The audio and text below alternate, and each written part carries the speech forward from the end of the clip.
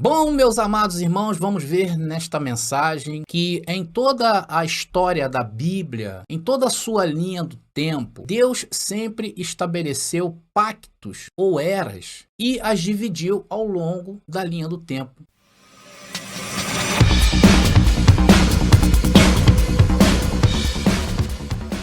Ou seja, quando Deus se comunicava com o homem, ele se comunicava através dos pactos, das eras, que ele dividiu ao longo da linha do tempo. No começo lá da história, quando Adão e Eva foi criado, aquele tempo ali foi conhecido como o tempo do despertar, a era do despertar. Depois desse período, o homem vagou pela terra e todo o conhecimento que ele tinha era rudimentar. Esse tempo foi conhecido como a era da inocência. Depois da escolha de Deus por um povo, o povo de Israel, deu a esse povo que a sua lei, a lei de Deus entregue a Moisés. E esse pacto ficou conhecido como Pacto da Lei. Durou até o conhecido ano fatídico de 70 depois de Cristo, onde o templo veio abaixo e ali foi exterminado quase 90% da nação israelita daqueles tempos pelos romanos. Ao mesmo tempo em que Cristo ressuscitado chama a Paulo e entrega a ele o quê? O evangelho, as boas novas para o mundo novo, e esse pacto ficou conhecido como o Pacto da Graça. Depois do ano 70, com a derrubada do templo, como eu falei, de Jerusalém, houve o quê? Novos céus e nova terra para Deus. E hoje chegou até nós o seu reino. Antes, Jesus ensinou a orar falando o quê? Que venha até nós o seu reino. E hoje o reino de Deus está entre nós. Então vocês notem que Deus fez tudo certinho. Mas o homem não atentou para isso. Daniel capítulo 2, versículo 21, eu vou colocar aqui para a gente começar lendo. Então tá aí, olha. E ele, falando de Deus, muda os tempos e as estações. Ele remove os reis e estabelece os reis. Ele dá sabedoria aos sábios e conhecimento aos entendidos. Está aí, Daniel capítulo 2, versículo 21, e que justamente corrobora com isso que nós estamos falando, que Deus ele se comunica conosco através dos pactos que ele mesmo estabeleceu. E o não cumprimento da lei, dos pactos por parte dos homens, o que acontecia quando o homem transgredia esse pacto? Logo, esse homem caía em condenação. Foi assim com o próprio Adão, foi assim com Israel, quando Israel recebeu a lei de Moisés. Os que transgrediam essa lei entravam em condenação, entravam em pecado. Foi assim com os discípulos de Jesus de Nazaré. Veja, por exemplo, um dos temas que eu sempre abordo aqui no canal, quando Pedro atravessou o caminho de Paulo, registrado lá em Gálatas. Este foi severamente advertido por Paulo, que Paulo falou que ele estava digno de repreensão. Foi assim com o próprio Paulo, que recebeu o evangelho da graça. Se vocês verem no começo do ministério de Paulo, Paulo jejuava, batizava.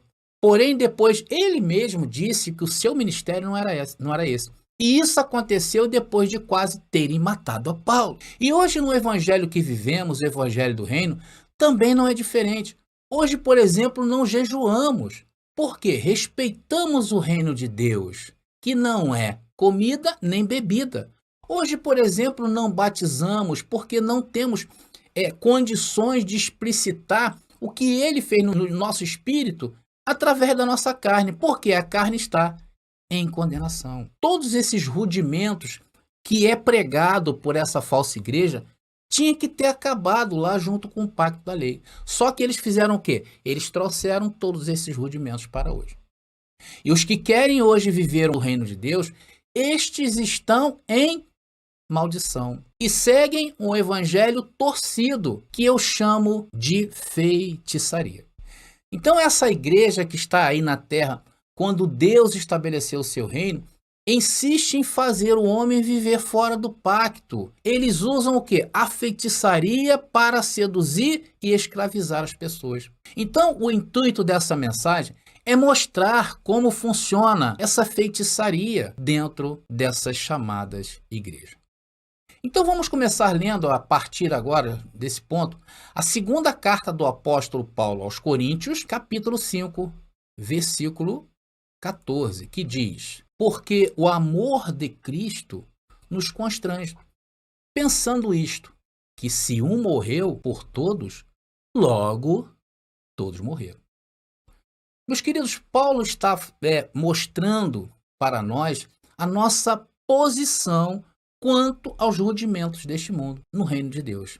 Então, a condição para se estar no reino de Deus é que o amor de Deus nos constrangiu a tal ponto, porque se um morreu por todos, logo estes todos que foram alcançados morreram. Então, para estar no reino de Deus, tem que estar morto para as obras da carne. Por isso que o reino de Deus, conforme eu falei, ele não pode ser carnal. Ele não pode ser comida nem bebida. Por isso que Paulo falou isso. Ou seja, as coisas da carne. Você tem que estar morto para as coisas da carne. Por isso que o reino de Deus não pode ser comida nem bebida. Porque um morto não faz nada disso. Logo, qualquer prática carnal, qualquer prática da carne, para se estabelecer um contato, uma comunhão com Deus, é impossível. E é isso que essa falsa igreja faz. E isso eu falo de carteirinha, porque passei um bom tempo da minha vida lá. Quando eles, por exemplo, celebram a ceia, a princípio eles celebram a morte de quem está vivo. E através de um suco, de um pão, de vinho, eles querem estabelecer esse contato. Não é isso? Através da ceia, você tem que ceiar para ter comunhão com Deus. E dizem, se você não fizer isto, você não tem parte com Cristo. Só que isso é uma mentira religiosa. Isso é um feitiço e foi lançado. E as pessoas que estão lá se submetem a esse feitiço. Se você não participar daquilo ali, eles estão dizendo direta e indiretamente que você está no inferno. Se você não tem parte com Cristo, você vai ter parte com quem? Segundo os ensinos dele. Então, na realidade, essa feitiçaria só serve para quem está lá naquele lugar. Então, eles pregam, por exemplo, que o pecado conduz as pessoas ao inferno.